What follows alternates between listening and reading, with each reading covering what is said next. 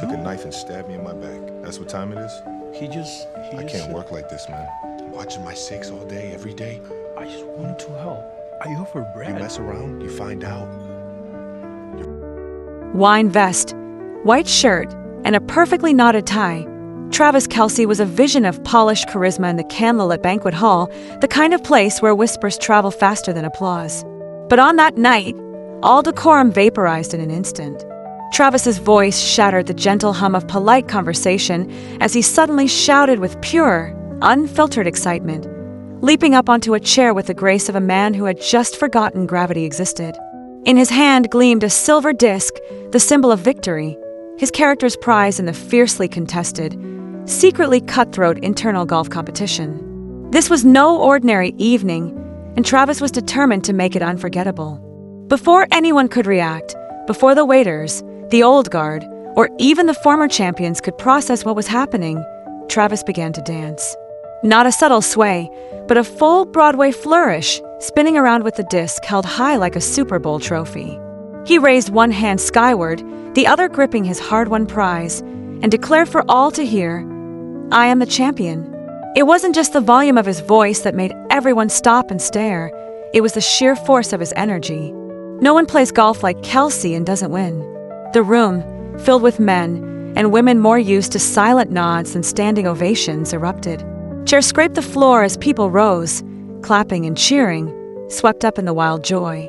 The younger members, their yellow vests bright as sunflowers, climbed onto their own chairs, mimicking Travis's moves in a spontaneous celebration that felt more like an MVP awards ceremony than a golf club dinner. At the edge of the room, Ed Kelce, Travis's father, watched the scene unfold. The camera, always hunting for a story, captured his every expression. At first, Ed's eyebrows shot up, his face caught between pride and disbelief. Was this really his son, making a spectacle of himself at such a hallowed event? But as Travis completed his third whirling spin and took a deep theatrical bow, Ed's features softened. A friend nudged him, grinning, and said, "Travis always carries his Super Bowl energy everywhere." "Huh?" Ed just nodded, his voice warm with affection. "That's Travis. He's always the life of every party and every field." It was a moment that would go viral within hours. But none of this was staged, at least, not at first. The legend of Travis Kelce's celebration would soon take on a life of its own, inspiring memes, highlight reels, and even a cameo in the unlikeliest of cinematic sequels, Happy Gilmore 2. Travis Kelce's stormy appearance in Happy Gilmore 2 wasn't just a footnote, it became the heartbeat of the film's most talked about scene. Cast as himself, though with an irreverent twist, Travis was no longer just a football legend.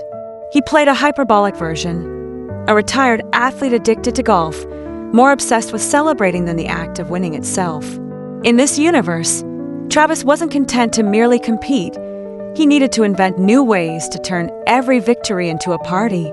His character's creation, the Kelce Cup, was a tournament designed to prove that sports and fun didn't belong in separate worlds. The rules: win, but make it entertaining. Lose, but make it memorable.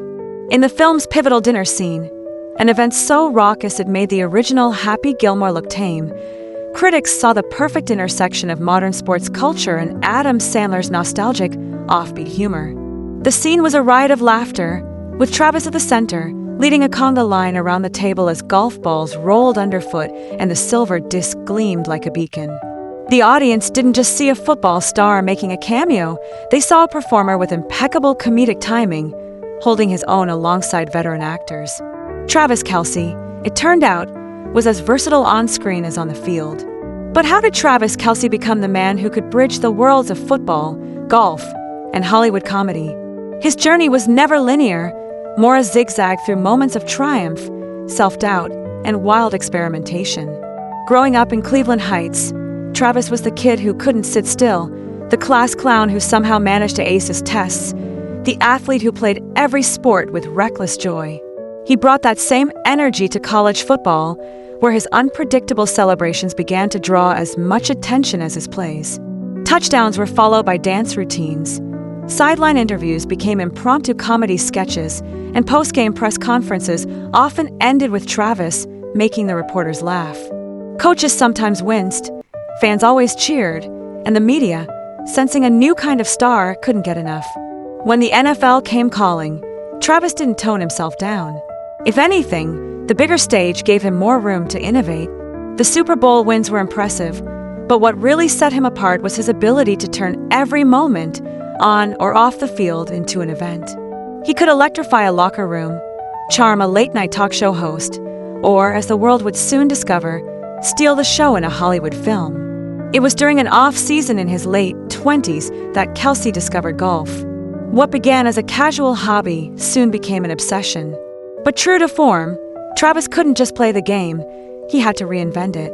He started organizing wild, themed tournaments with friends, where traditional golf etiquette was upended in favor of costumes, music, and elaborate victory dances. When word got out, the Kelce Cup was born. It wasn't long before celebrities, athletes, and influencers clamored for an invitation. Social media buzzed with clips of Travis teeing off in a superhero cape or sinking a putt while moonwalking. The old guard of golf grumbled, but the next generation saw in Travis a liberator, someone who proved that you could take the game seriously without taking yourself too seriously. In Happy Gilmore 2, that now legendary dinner scene distilled everything people loved and sometimes feared about Travis Kelce. The script called for a simple toast, but Travis improvised, launching into a monologue about the spirit of competition and the joy of play. He finished by leaping onto the table, silver disc aloft, channeling the raw exuberance of his real-life golf victory. The cast and crew watched in awe as the moment unfolded, unscripted yet perfect. Adam Sandler later said in interviews, "Travis doesn't just act, he takes over the room. And somehow, he makes you want to follow him." Critics praised the scene as a perfect collision of sports, comedy, and pure heart. Audiences left theaters quoting Travis's lines, and the film's soundtrack briefly topped the charts thanks to a Kelce-inspired remix. Travis Kelce's rise to pop culture superstardom was never just about athletic prowess. It was about spirit, the kind that refuses to be contained by tradition. He made it okay to take risks, to laugh at yourself, to celebrate wildly, even in the most unexpected places. In a world that often prizes stoicism and restraint in its champions, Travis was a reminder that joy is a force multiplier. Today, the silver disc from that fateful golf night sits in a glass case in Travis's home, surrounded by memorabilia from a career that refuses to fit neatly into any one box. There are Super Bowl rings, of course, but also golf balls signed by comedians, notes from movie directors, and a growing collection of fan art depicting Travis in increasingly wild victory poses. To meet Travis Kelce is to encounter someone who sees no boundary between the game and the after-party, the field and the stage. He is, in every sense, the champion, not just because he wins, but because he makes everyone want to join in the celebration. And in a world that sometimes takes itself too seriously, that might just be the greatest victory of all.